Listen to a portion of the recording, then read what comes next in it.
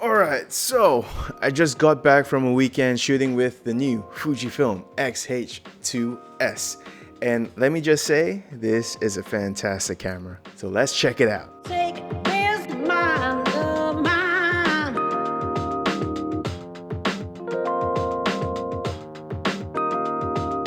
Take this mind of mine.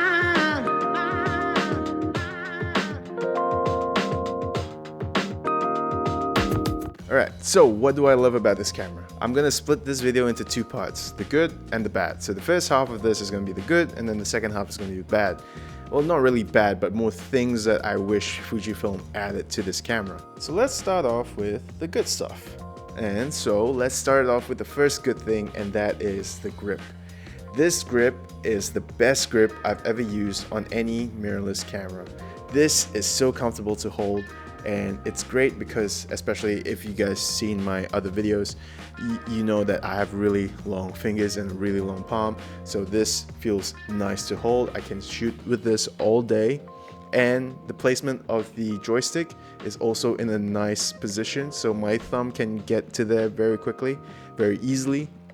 If you have smaller fingers than I do, maybe it'll be a bit harder to reach, to get to, but it's great. I love it. Another thing I love about this camera is also that, as you all know, this is a PSAM mode dial, so it's not a big deal for me to have the to control everything with the command dials. It's great. On my X-T3, I use the T function to use the command dials to change settings as well. So again, it's not a big deal to me. Another great thing about this camera as well, flippity screen. You know, this is my first camera with a flippity screen. I didn't know I needed it until I actually got it.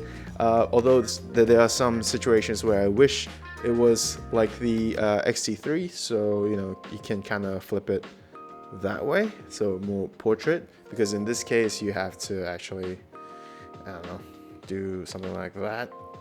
Just kind of awkward to be, but I don't know, it's just a little thing, nice to have, not needed, but you know. And the button, this button is nice to press, the shutter button is nice to press, it's very comfortable.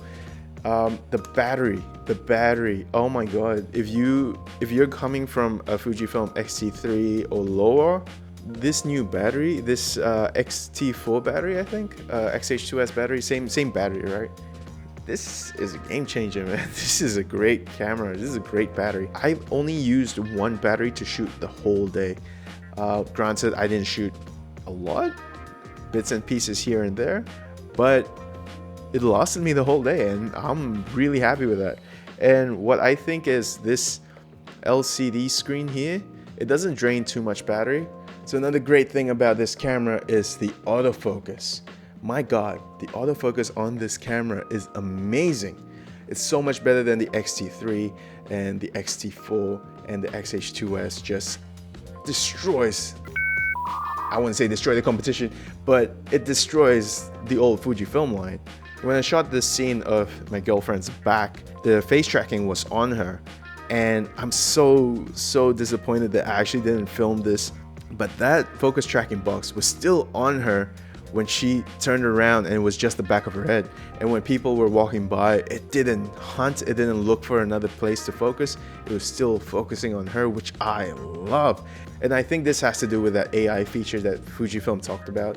It's able to have better autofocus. Now, I've set the autofocus a bit lower. I don't like my autofocus to be too quick and too snappy, so maybe that's why it's a bit slow. But that's fine. I'm still setting it. I'm still playing around with it, and hopefully I get it to that nice sweet spot that I will love to have. And another great thing, the most important thing, of course, image quality. How does it look to you guys? Because when I reviewed this footage, it looked fantastic. It looked amazing, and I loved it. And the F-Log2 as well gives so much dynamic range, so much quality to the shots, and I just freaking love it. But what do you guys think? Do you agree? Do you think it's could be better? Do you think it's not so great? But yeah, I don't know. I thought the footage looked great. So let me know down in the comments what you guys think about the footage coming out of the X-H2S. By the way, this was all shot on F-Log2. And now for the bad stuff. Well, it's more like things I wish Fuji added to this camera. So the first thing is, which I've kind of hinted already, which was the screen.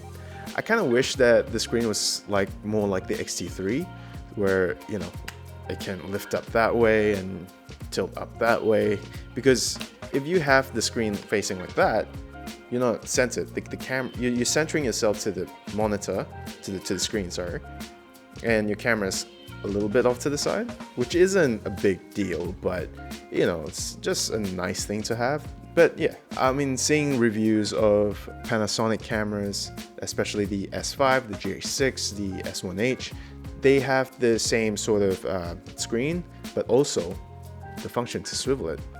So it can tilt, but it can also swivel. And I think that's very innovative of Panasonic. It's just, again, it's just a little thing. I wish it had. I'm not entirely disappointed by this swivel screen. I think this is great to have. Yeah, just nice to have. The next thing is the ISO button.